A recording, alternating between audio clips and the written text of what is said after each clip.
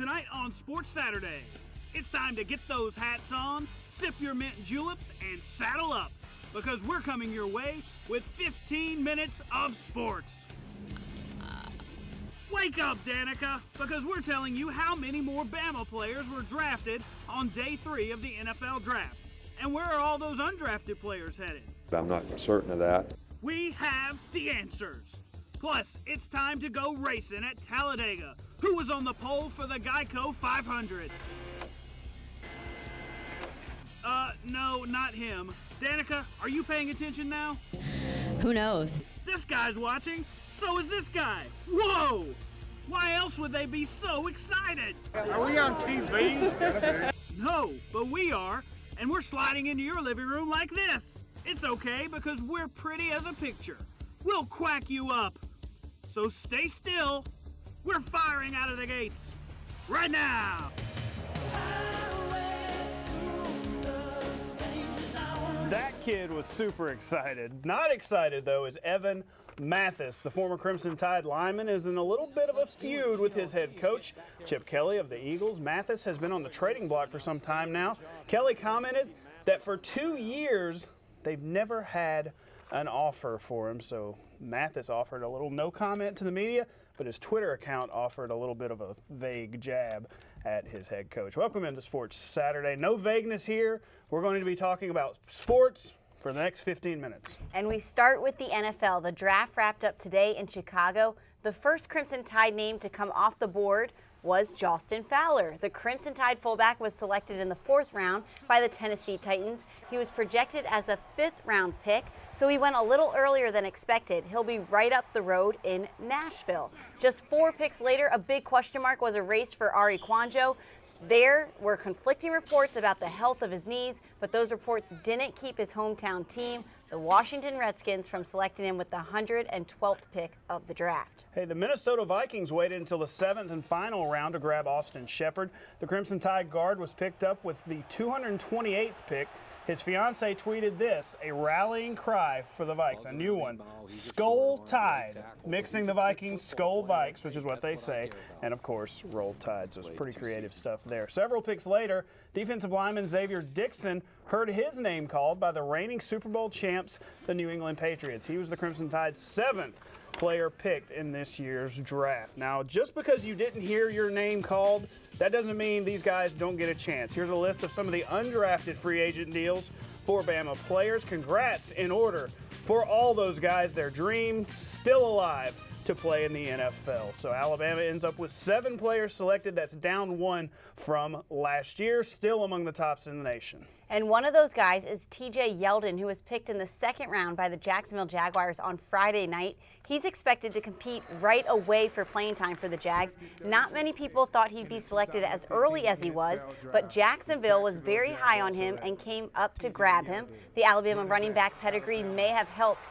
He was asked if he's heard any others from the Crimson Tide guys in the NFL. Not really. I haven't talked to him. I talked to Eddie some, and he's like it's the practices and stuff are much easier than it is at Alabama. But practices at Alabama. He just said he don't have that many practices and not that hard. But it wasn't that bad at Tuscaloosa. So. Any preferences for the number you'd like to wear in the NFL? I'm hoping I can get 24. I can't keep my low-digit number 4 number, so I'm hoping I can get 24. So the Tide finishes tied for 4th in the country for draft picks this year, but since Nick Saban has arrived in Tuscaloosa, Alabama has had 44 players selected to the NFL draft. The SEC led the way nationally with 54 total picks this year. So that's not too shabby. And Alabama softball, hey, they're not too shabby either. They are not. That's right. They've won 3 in a row, 12 of their last 14 games heading down the stretch. They were in Fayetteville tonight against Arkansas.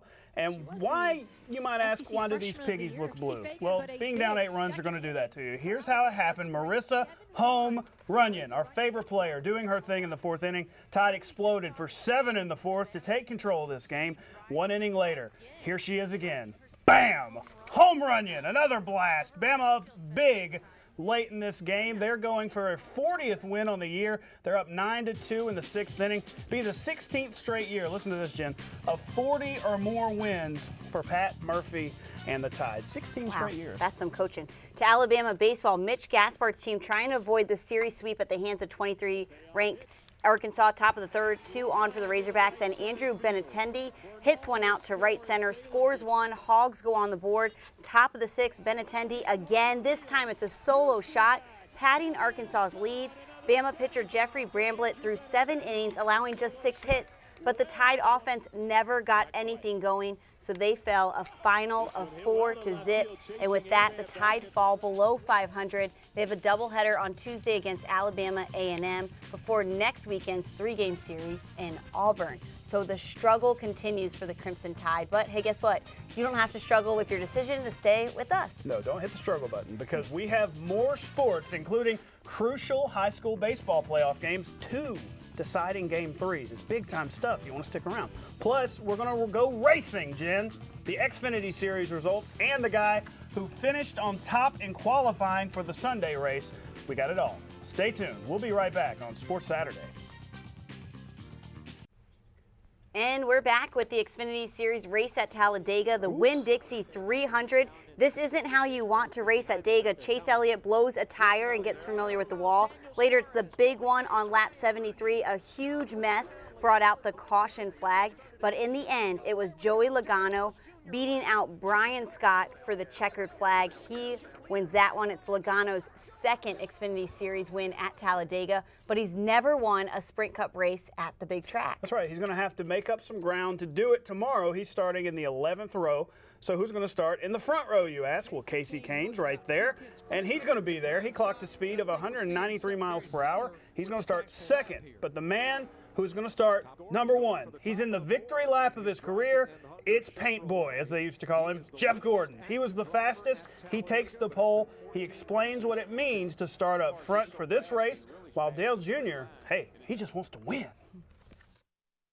I think that at Daytona, track position means a little bit more than it does here. This place is so wide and fast, and you can get multiple lanes that really work and make some moves there. So, I mean, it's always great to have a fast car, know you have a fast car, and have track position, have that number 1 pit stall. So we'll try to take advantage of those things. If we're not in that, group crossing the finish line, that's up front, I feel that disappointment. If you're not first, You're last. Exactly. Gotcha. Ricky Bobby.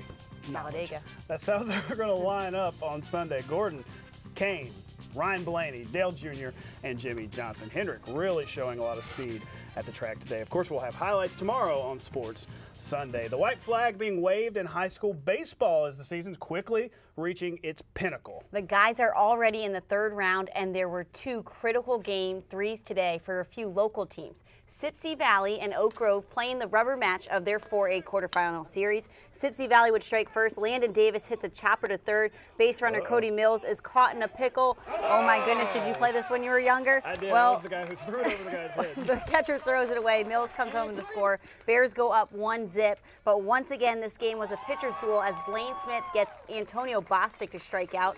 Oak Grove would go on to win 3-2 in 10 innings. The Tigers advance to the state quarterfinals.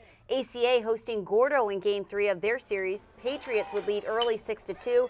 Gordo would fight back down 6-5. The 5th Hunter falls, hits to 2nd. They go home with it. Davis Vales beats the throw to home, ties the game at 6. A few batters later, bases loaded. Colin Herring and the Green Wave, he is hit by pitch. A run comes to score, and just like that, Gordo comes back. They would never look back as they go on to take the win. This one 11-7. Here's Gordo's head coach, Jonathan Pate, after his team advances. They were frustrated because we didn't feel like we were playing like we were capable of playing, but, ACA had a lot to do with that. They put pressure on us, and we responded okay at times we didn't, but we didn't quit. And they kept playing hard, and that's all you can ask 15, 16, 17-year-old kids to do is just compete. And I thought we competed, and I thought ACA competed. They hit 2 balls right there at the end that could have been out of the ballpark. Just it was a matter of a few more feet, but we got some breaks. And we're heading for a break too. More Sports Saturday is coming up, including a special send-off for a couple of future broadcasters. That's right, and highlights from the 2 most exciting minutes in sports. Stay with us. We're going to be right back.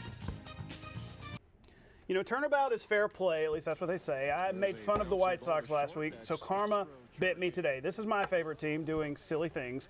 The Chicago Cubs turning a routine grounder into a bizarre inside the park. What's Rizzo doing? He's throwing the ball away. Throwing errors allowed Logan Schaefer of the Brewers to round the bases for the weirdest inside the park home run you'll ever see. For last week. And the Cubs also lost the game, but they are still in second place, a place no one wants to be at Churchill Downs in the Kentucky Derby. It's called the most exciting 2 minutes in sports, and the end was very exciting. Coming to the finish, American Pharoah and Victor Espinosa have won the Kentucky Derby! And it's American Pharoah winning by that much. The Bob Baffert-owned horse was the favorite to win. It's the 4th Derby win That's the best part.